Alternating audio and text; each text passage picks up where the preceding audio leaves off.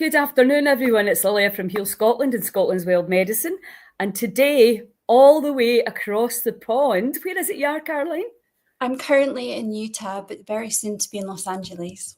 So you're far away. Thank you so much for carving out time to chat to me about all. I've got so many things I want to find out because you're doing so many really cool and interesting things. But yeah, well, let's just start with what are you doing over there? Good question. So, as some of you will know, I've been doing some pioneering work with inner dance and introducing it into the Scottish prison system. And through some of my dear friends and colleagues, I was connected with a phenomenal woman called Coach Taylor, who runs a non-profit organization helping inmates to make positive decisions. And in her 25 years of work in the prison system in America, alongside the inmates, they've co-created a set of life tools that help the prisoners to thrive in the most difficult of circumstances and reduce recidivism when they are released. And basically, she had an inner dance session with my dear friend Lisa, could see the benefit of combining the life tales that the inmates are studying with the sound frequencies and patterns of inner dance. So what we've been doing is going around minimum and maximum security prisons and facilitating sound meditation sessions where the inmates get to either lie down with eyes closed or sit down in a group and go on a sound journey. And we've been collecting feedback so that we can share those results with the world and hopefully bring this to as many prisons around the world as we can. That is absolutely incredible. What a woman. But I mean, we're living, in terms of sound, we're living in the most exciting times, aren't we? I mean, I've just been really down the rabbit hole with 528 and I'm like, my God. I mean, we know, I think, don't think there's very many people on the planet don't understand that sound is hugely powerful and that they love music. I mean, as you're growing up, that's something, isn't it, that just, I mean, it's just part of your life, going to clubs, going to see bands, and then what can happen, obviously, as you get older is that you stop doing all that really cool, fun stuff for whatever reason. So it's a bit of a no-brainer, really, that we're starting to understand that the reason why you went to listen to that music and to hear these sounds because of how it makes you feel. Absolutely. Absolutely. And listen, taking it into the present. Well, before we go into that, because that's just so exciting, because I need to tell you about the love tuners as well.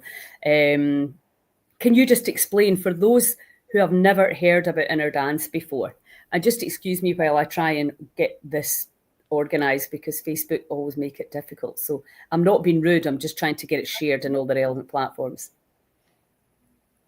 Do what you need to do, Lilia. But yeah, so my understanding of inner dance, it's an energy that is as old as time itself, and it's available to anyone and everyone.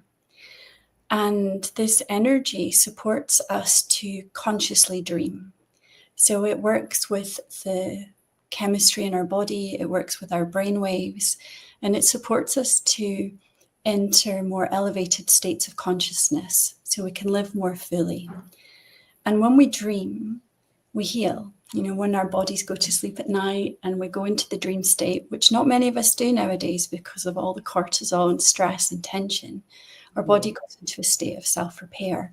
Cells start to detox and start to release and get rid of all the toxins that we have from those unhelpful thoughts, from the pain of being a human being.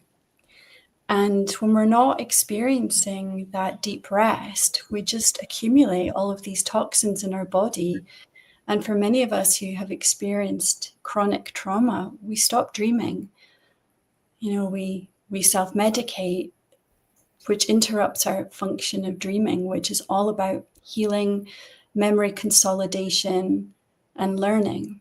So inner dance is essentially, we've harnessed the power of music, the power of energy to work together to enable the brain, to enable the nervous system to recalibrate to one of resonance and one of, flow. And in that flow state, we start to have that extrasensory perception, that synesthesia that we were all born with, but maybe wasn't nurtured or acknowledged or valued. So we start to remember who we were born to be. Yeah, and that's really what we're talking about now, isn't it? We're talking about waking it up and remembering. I mean, that's the kind of spiritual language. But I mean, there is a real deep truth to that, where you're just sort of like, oh, yeah, I knew that. I knew that. Maybe you didn't know it 5 years ago, but you're certainly starting to know it now. And that's, I suppose, what the Great Awakening, the massive shift in consciousness is about, really. And obviously that the brain waves, as we will discuss in a second or two, as we kind of are falling asleep and falling into that lovely, relaxed, where we get away from the crazy world. We're now understanding that we can go there a bit more consciously, I suppose, than what we have done before. Where certainly in the West, we just weren't really understanding the incredible power of changing our brain waves, changing our state in order to, well, probably particularly to release trauma, which is the kind of big, everybody's talking about trauma and being trauma informed and all of that stuff. But, it's like, well, what does that even mean? And where is it? And how can you let it go? So if you understand that on theta, these memories, because it's all energy, right? It's easier to release, then it just makes perfect sense that using music and sound is going to help us change the brain frequencies, which then in turn is going to help us release information from the past. Exactly. I mean, my experience of dreaming is it's a multi-dimensional space where anything and everything can happen, and we can remember how to be lucid. And like you say, we can remember, back in the day, we were conscious dreamers. The most important conversations we would have in the morning would be, what did you dream about last night? What did the gods tell you about how we're going to spend our day? So this is a deep remembering of, I suppose, oracular memory, of understanding that there are so many messages, there's so much information in the collective unconscious waiting for us to tap into through the dream state. And if we can do that more frequently, and if we can do that with intention, then imagine what's possible. Yes, exactly. Imagine what is possible. I absolutely love it. Could you talk a little bit to the brain frequencies and how inner dance affects that? Sure. Well, you'd mentioned that there are particular brainwave states that we enter into to go into the dream state. And inner dance pays particular attention to music that can alter our biochemistry and our brainwaves so that it can stimulate the patterns that the brain goes through when it's dreaming. So we're purposefully crafting soundscapes that mimic the patterns of a REM sleep cycle. So we want all of these brainwave states to come online and to harmonize together so that we can go really deep and experience sort of profound rest and focus at the same time, because that's really when we're at our most optimal. Yes. Yeah. And the music also, scientists are now discovering what we've always known, that certain music, it changes our biochemistry. If we want to train harder and lift, heavier equipment at the gym, then there's certain music that's going to increase your testosterone. There's certain music that increases oxytocin and reduces adrenaline.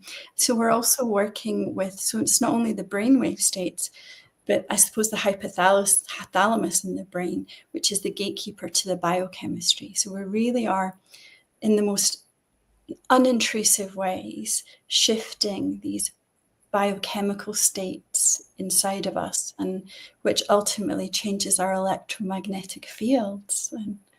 I know. And I've been down the rabbit hole with 528, and Leonard Horowitz, who talks about Masaru Emoto a lot because he worked with him, and we know that he made these beautiful sacred geometry shapes that they appear in the water when we put love at them. And knowing that we are primarily water, when we vibrate love, we have these beautiful geometric shapes, and then as soon as we start blaming, shaming, and complaining, we shatter all of Absolutely. that. His research, I mean, it even shows that there's certain kinds of music can really sort of enhance those crystalline patterns, or it can break them down. So we can be really intentional about the type of music that we're supporting people to listen to. And I'll tell you a wee secret, not all my clients know this, but whenever I have a private session, whether it's counseling or body work, whenever I'm offering someone some tea or water, I always whisper, "I love you," or "You are loved," so that it changes the frequency of what they're ingesting. Yeah. Fantastic. I love that. Yeah, it's just, to me, it's just a whole new world of excitement because everybody loves music. Most people love sound baths, certainly on a good day.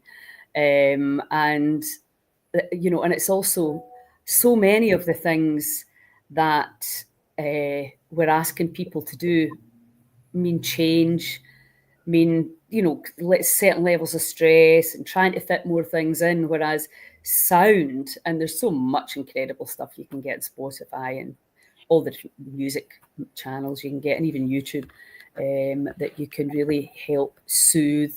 And I think, again, I mean, if you're a festival goer, there'll be just certain music you'll just be like that. I cannot sit down to that. So it's a kind of obvious thing if you're, a big music lover and you love to dance and you love to sing. I think it's really obvious. But what we're doing now, obviously, is it's not just by chance or by luck. We're actually starting to understand that music will do this and this music will do that. And when the brain waves change, trauma can release, and also we can literally talk to all the energy centers, which means we can talk to the organs, so we can tailor the music. Because I was talking to Michelle at Reiki Love Club, because she has these amazing crystal bowls, and I was thinking we could do a whole breath work around the womb, healing the womb and birth trauma or hysterectomy, all the things that happen down here for women that can be challenging and can leave you, leave the body holding a score that may not be helpful for your life. So I just think it's so exciting. Yes. Now, but tell me, now you were working in the prisons before you met this woman. I'm assuming it's through that connection came, which is pretty cool. So do you want to start off just telling us how the hell did you get into prisons? Well, interestingly, as things seem to be circular, when I was a wee girl, and I was a weird wee girl who astral traveled and did all my lucid dreaming, I used to dream about working in prisons. And then as I did, I just ignored my dreams. But I was invited into the Scottish prison system. So that tells me that I'm on the right path. Wow, really? How did they hear about you? So an employee came to a community session I was holding in Perth, and she could really see how my particular energy and facilitation style with the energy of inner dance could really work well with the men that she was supporting. So she put me in contact with a warden. I went for a cup of tea, and I started about 2 weeks later. And so I've been there for over a year now. Sessions have been extremely popular. There's waiting lists, and now we're also holding inner dance sessions on the radio. And I sometimes am really interviewed on the radio, and some of the guys, bless them and their courage, they've actually deconstructed their experiences live on air with me immediately after their session. So they're really. Can I hear this? I have a recording. I would need to get permission from the prison, but yes, there is a recording available of those conversations. I would absolutely love to hear that. I think, me and my kind of big picture head, which is like, well, we need to get to our children that are in homes, our young people that are in prison, because that's probably where the children that are in homes end up going. Usually. And also in addiction and in poverty, and who just have been, I suppose, to some degree ignored because nobody really knows how to deal with it. And to get in with, like the stuff that we know works and to empower people. I mean, that's where you can't possibly raise the vibration of a country without looking there. You can't. No, I agree. Whether we agree or not, or whether we like it or not, the people who are locked up, in whichever way, are part of the community. Just because we ignore that doesn't mean that that's not true. Uh-huh. And I'm working with individuals that maybe didn't get to go to a nightclub because they were already arrested and had a life sentence by age 16 or 17. Mm-hmm. So I'm working with individuals who've maybe been in prison for 40 years already, who didn't get to dance to their favourite songs, whose daily soundscape is one of clanking steel doors and fighting, or people just, making sound that they can't turn off. It's just crazy. So to bring in a different sound to a space that is 24/7 noisy, it changes the frequencies. Yes, every cell in the body holds potential, and every single cell in every prison also holds potential, because nobody in those prisons has tapped into their true potential. No, clearly not. And ideally, this is preventative work. That's where we need to start. But ideally, I want the prison systems to be vibrating with harmony and people in a clear heart space and with insight and emotional and cognitive intelligence, rather than tension, adrenaline, and aggression, and that survival law of the jungle type of vibration. We have the capacity to help shift the energies and the frequencies. Yes, absolutely. And that's, I think I find myself saying this a lot right now. Stop looking back. We need to look forward. We need to look forward. And, there's all these things that people have done, that countries have done, that our ancestors have done. And, and that's not to dismiss the horrible things that have happened to people, because I know that there are a lot of people in prison that really, really need to be kept away for now from other humans to be safe.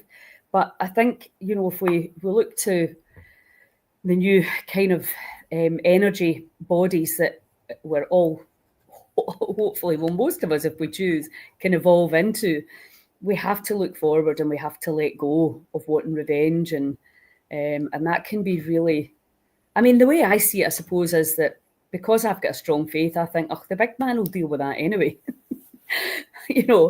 I think that if you have to get a telling off, and you have to be held accountable, I think there's a court way higher than us that can deal with that. And the thing is, what the saddest part of a lot of this is that a lot of kids that are in care get abused, mm-hmm.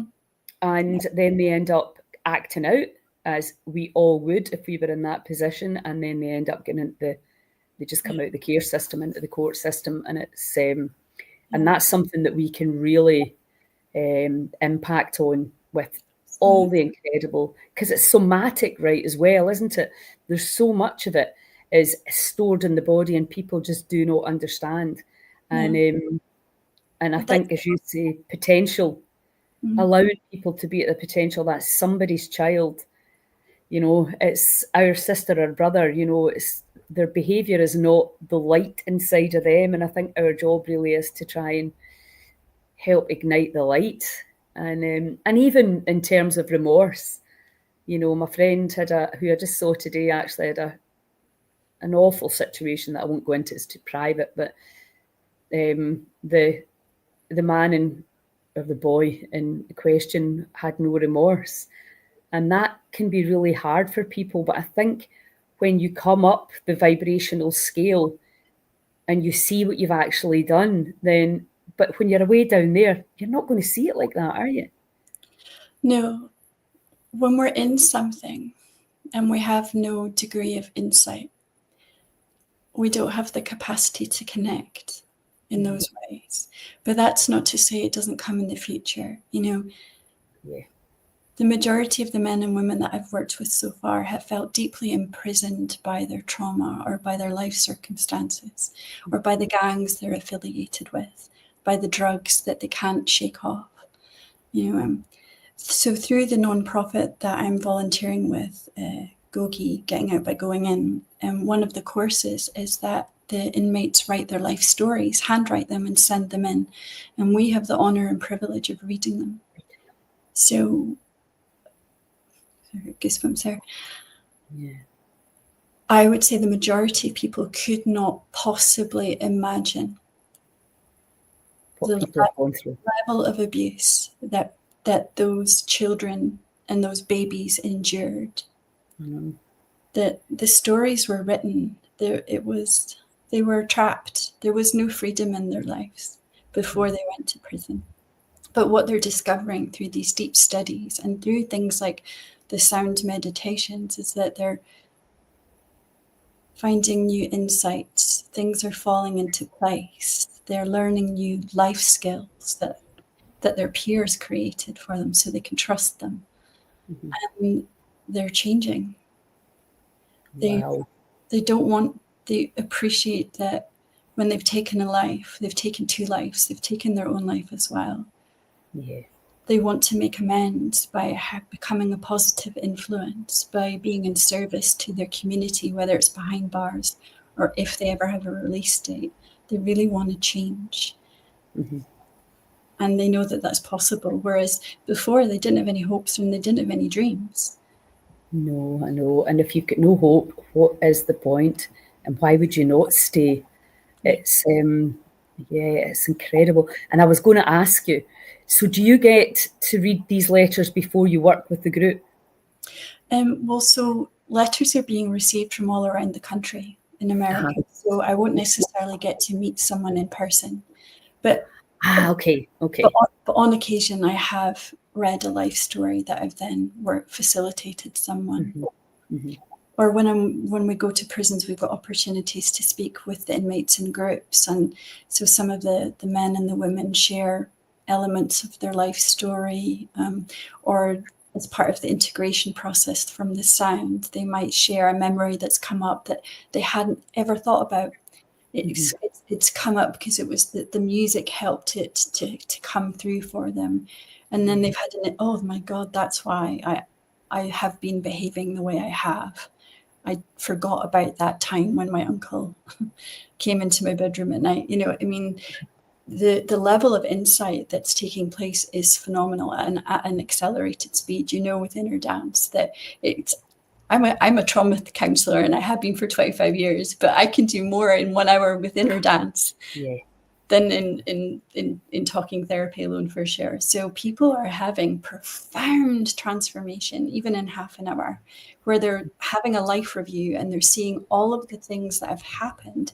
And now they realize why they are who they are and why they're in prison.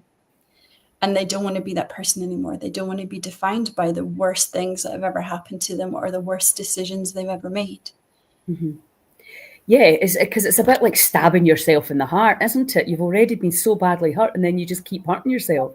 But it's that whole shift in perception, isn't it? And it's again, the perpetrator, the victim perpetrator sort of cycle where you don't want to let somebody off the hook that's really, hurt you so badly. But at the same time, you're allowing them decades later often to keep on, because it's very difficult to forget and let go. And now we're understanding it's held in the body. And like you, I'm finding that with the breath work now. I'm like, I don't want to sit and talk. I want to get you there. I want you breathing. Let's do this. Let's get the body involved. Absolutely. And I can testify to the power of your suk flow. My goodness. Now, for me, like as a child with asthma, I learned very quickly to hold my breath, and that helped me to stay very small and very quiet. So breath is very difficult for me. It's the first thing I forget to pay attention to, and it's something I find very resistant to. So when I've done your sessions, the electricity that floods my body and the healing and transformation is so intense and profound. But yeah, so I'm working with prisoners and I'm saying to them, listen, since I've been working in prison, I've been experiencing the sacred rage coming through. I'm channeling all of this suppressed emotion and energy in the prison system. And these guys are saying, well, I've got this life tool called belly breathing. And I know that if I put one hand on my chest and one hand on my belly, that I need to breathe into my belly. That hand needs to be moving. Because if I'm not, then what that means is I'm not getting enough oxygen to the smart part of my brain. So when you feel rage, Caroline, would you do some belly breathing? Let's try it together right now. Teach me how to do this breath work. So these guys, women are supporting each other to just maintain equilibrium. And in a way, it's a place to learn. You're contained. You don't have the distractions of the outside world. If you can see it like that and utilize that time, especially if you've got no other choice. Yeah. To really, really make sure that you're going to come out the best possible version of you. Yeah. So tell me about this woman that you're working with. I mean, she sounds amazing.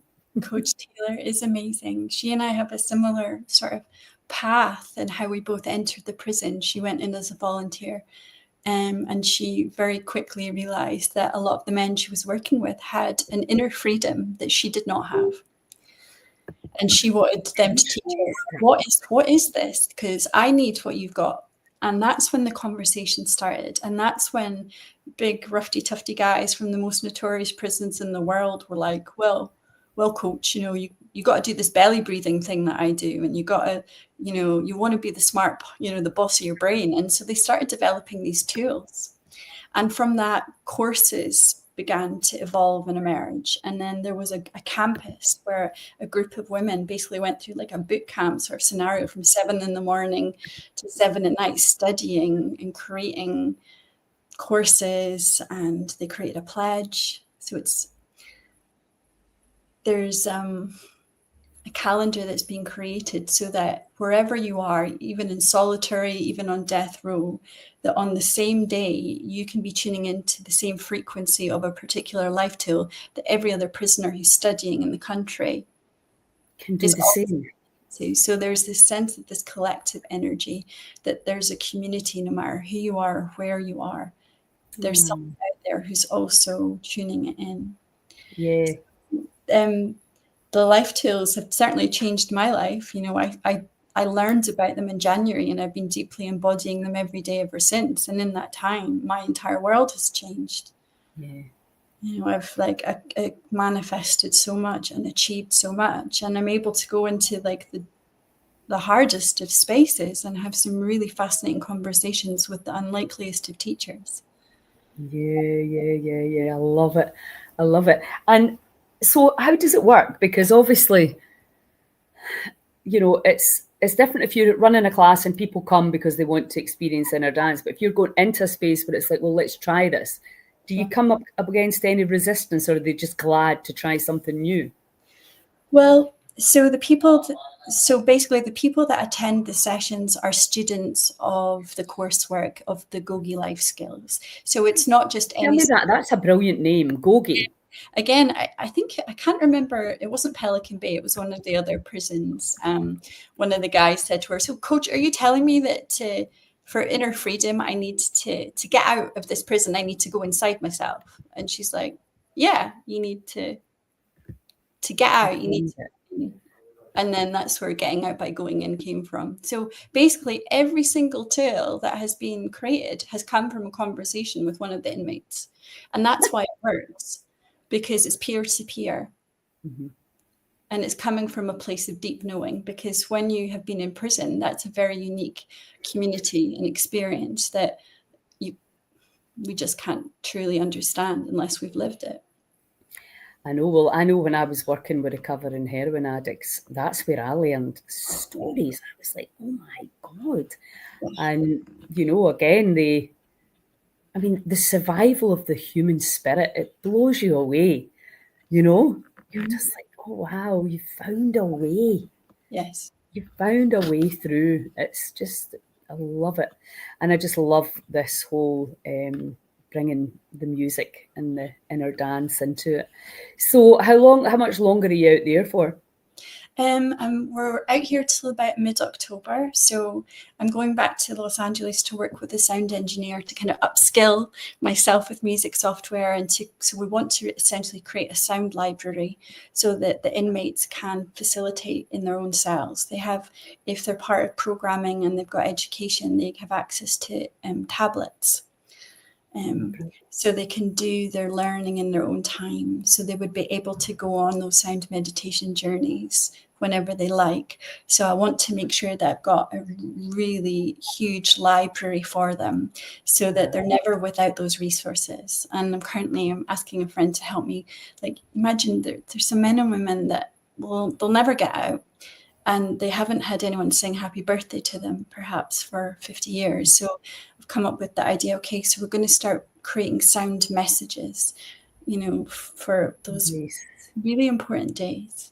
Because I do know that the person who's 50 or 60 is not the person they were when they were 17, when they were convicted. No. They're not. Absolutely not. Absolutely. They yearn for authentic connection. They yearn for all the things they didn't get before they were incarcerated. And I want to help to create a library of resources for them to do that. And with the shifts and the changes in the penal system, where I think it's maybe getting a little bit trickier for in-person visiting, the more online opportunities there are for them, the better. So anyway, so I'll be in Los Angeles, and then hoping to go back to Los Angeles County Jail to work with some groups of women and perhaps some veteran prisoners, men who've served. And then in September, we're pretty much on the road. We're going to several different maximum security prisons, including working with hospice prisoners. And we're trying to get some more funds so that we can go to Pelican Bay, which is the most notorious prison in the world, and maybe get some video footage there. Wow. We're going to. And are these doors opening? I mean, it's just the time, isn't it? The doors are opening for you. Well, the doors are opening just as they're closing simultaneously, just simply with the political temperature. But this is because of the stellar reputation of Coach Taylor and of Gogi, that the reoffending rates are so low, and the level of personal transformation that has been recorded in prisons around America is so great that Gogi's reputation is opening the doors for us. So what we're doing is we are working with what we call Gogi Radio. Those are the sound meditations. So it's a branch of Gogi. It's combining those life tales that the inmates themselves created and putting them to music, so that it's not only a cognitive learning process, that they can feel those life tales in their body and integrate at a cellular level. And does that go on in the British prisons or the Scottish prisons? Not yet. I mean, the idea is we're gathering a lot of information and evidence and upskilling our facilitation, because obviously facilitating in prisons is not the same as in the community. No. And with such highly traumatized people, especially if they've got long-term convictions, it's a very niche way of working, which is we're developing and refining with every session. They're teaching. We don't go in with an idea of how we're going to facilitate. They teach us. For sure, they teach us, and so we want to come back and we want to set up a UK branch of Gogi, and we want to get it into every prison. And in fact, if we can bring this work to any prison, whatever country, that's the aim, isn't it? Let's dream big. But could you put that into care homes? Yeah, of course. Why not? Why? Because I mean, it seems to me, let's get in where. Absolutely. I know that often in care homes, you're looking at teenagers that are maybe not really that willing, but what you want to do is get them. I mean, everybody should know these life skills, exactly. So that when they come to that age and they're all over the shop and their hormones are running riot, they are then equipped to understand. Okay, exactly. Let me breathe into my belly. Exactly, you totally get it. I mean, these tools cover every stage of psychological development, starting from birth. So we absolutely, if all of the inmates who study them are like, if I knew this when I was 4, I wouldn't be in prison today if I knew this when I was 10, etc., etc. So we absolutely understand the scope of this, that it needs to go into primary schools or nurseries, because these are tools that we all need to live a really positive, productive life. When we were in Oregon the other week, we facilitated in some homeless charities. So we've got young people of all ages who are enduring so much, who've been offered some short-term housing. And so we were working with the sound with them, and they're all like, how do I find out more? This was tough and it was necessary. And how can I listen to this again? How can I learn about these tools? So they're getting it, and they're suggesting you should go to this charity, because I know the group of addicts I work with who would really benefit from that. And so they themselves, it's sparking up ideas, like their brain, their brain cells are electrifying, and they're seeing the scope, and they want to help to promote and spread the work, which is. And don't you think, though, that intuitively, even though there may be a little bit of suffering and pain involved in the release, people know that needs to happen. Of course, subconsciously, they're like that. I let go there, So it's so absolutely. It's innate. I say, if you can survive the worst thing that's ever happened to you, you can survive your healing. Yeah, absolutely. It's just a feeling. And the more you embrace it and allow it, the faster it will just pass through. Exactly. It's usually for me, it's always the resistance that causes me the most pain. Absolutely. We're all the same, and we do like to resist. We do like to hold on. I talk about that all the time. Why do we hold on to the past? It makes no sense, but I know. We hold on to something that's not even there anymore. I know. It's bonkers, absolutely bonkers. Well, listen, amazing. Thank you so much for all that you're doing, and I'm excited to learn. I'll study a little bit more about this charity, and it would be fantastic to have that going on here. And especially, I think, it's like there's so much to complain about. The systems are all crumbling in front of us, and it's like, where do we turn? Nobody trusts the politicians anymore. We don't trust any of the old sort of institutions we used to be so proud of. And people want to help. I think it's brilliant that there's like, well, here, try these things. Absolutely. It's like, what can we do? Well, it's a bit like Scotland's Wild Medicine. Well, here's the things that you can do. Exactly. So you're giving people practical tools that work. And now science is catching up. Science is catching up with the sound stuff. It's like, all right, well, it must be true now that you've said it. And Joe Dispenza always says, don't wait for science to prove it to you. Get them to come and measure you, because as you said, imagine. And that's what I always do. I imagine it. Apparently John Lennon wrote Imagine in 528. Another interesting fact. He was way ahead of his time, wasn't he? He knew. And he's not the only dreamer. No. I love your visionary. You're such a visionary, Lilia. And I love the fact that you really say that these really simple, easy tools, the scope for them to support anyone and everyone. And we would love to collaborate with you if you'd be up for that. But I'm more than happy to send some links. And these things, I don't know if you've had any time to look at this, the love tuners. And it's a small steel flute in 528. So it's a sound, it's meditative, and it's also a short breathwork exercise.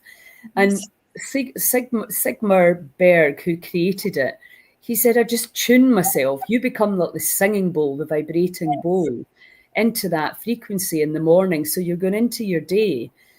They had it in schools for 6 months and eliminated bullying. I mean, he's trying to get in front of Donald Trump. It's like, what? And think of families and all the traumas that you have in families, and they love each other, but they actually hate each other at the same time. Imagine. I'm kind of going, can it be this simple?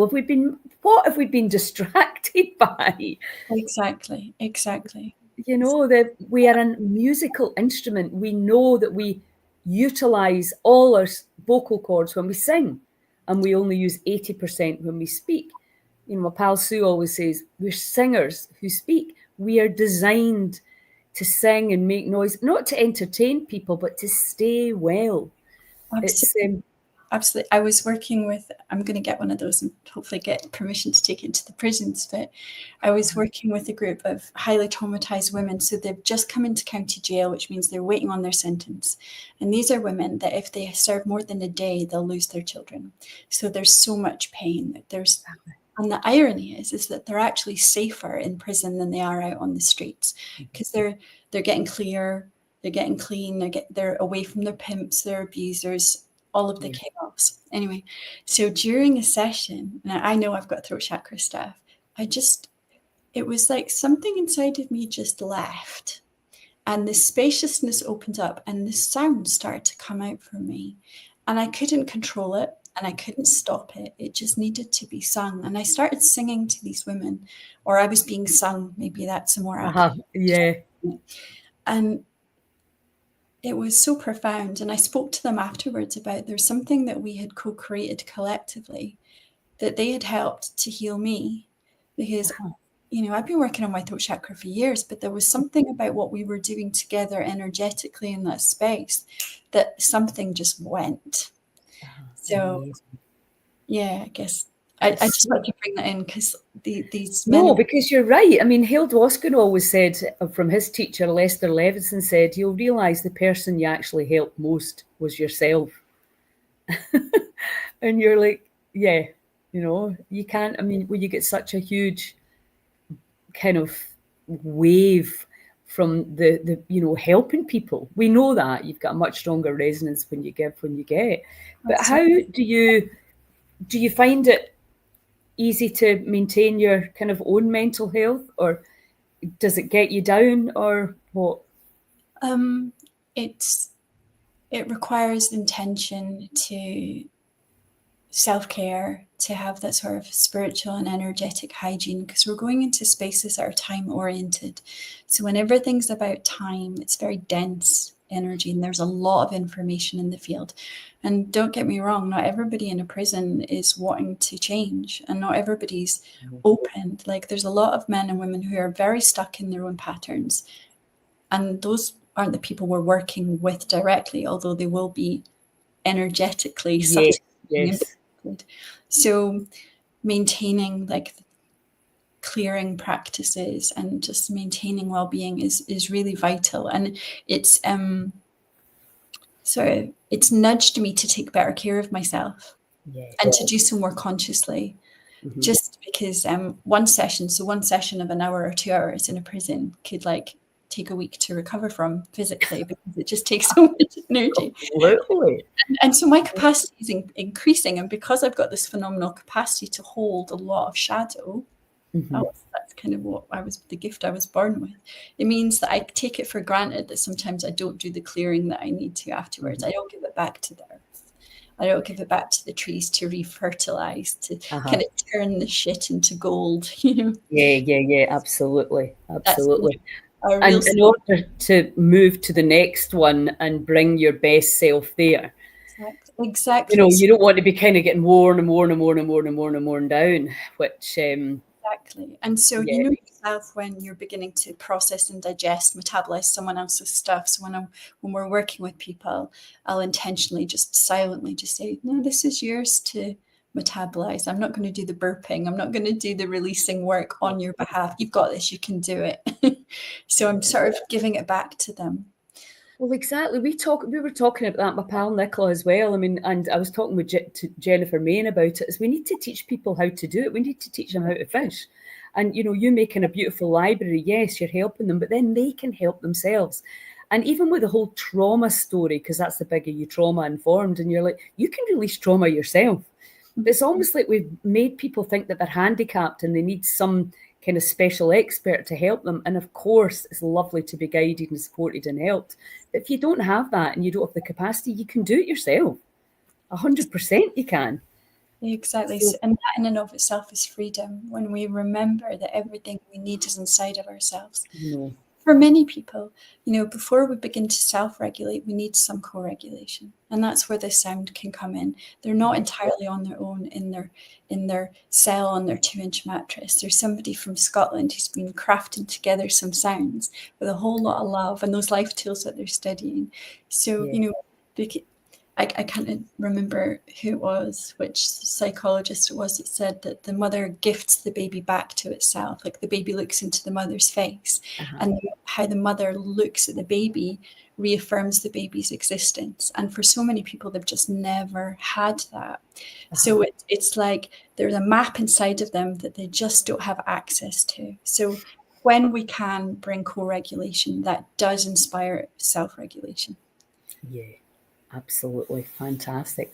Well, listen, amazing work. I am so glad that I reached out to you to get this part of the story. And when you come back, you and I are going to do something together.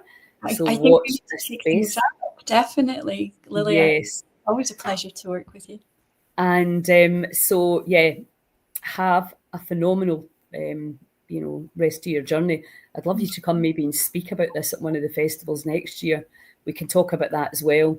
Yeah, and meantime, so where are you staying? Is somebody putting you up, or are you having to find your own accommodation?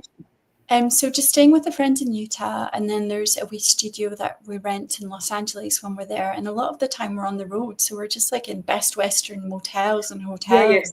Yeah. Mm-hmm. So I hate living out of a suitcase, but hey ho, needs must. That's kind of what it's like. Welcome to my life. I don't know how you do it, honestly. I've had to learn how to keep a very clear, clean suitcase, because when I open it, it's just like something's exploded inside. It really disturbs me. So I've learned to pack very beautifully. Well, I've got a car, so I just kind of let everything live in there. And then it's kind of like my traveling wardrobe. Yeah, absolutely. Listen, okay, Hannah, it's lovely to see you and lovely to chat, and incredible gratitude for all the work you're doing. And I really can see that happening back here as well. It's got to. Exactly. It's got to. And the momentum that's building, this is bigger than any one of us. This is, Yes. I've finally found my purpose and how I am being invited to show up in service. Mm-hmm. And it wasn't, if you told me 20 years ago, I wouldn't have believed it. It would be this. It's working in prisons, and it's helping people to set themselves free. Yeah. And that's it now. Incredibly valuable. Thank you. Thank you, sister. And enjoy the rest of your trip. And I'll see you when you get back. Okay, much love to you.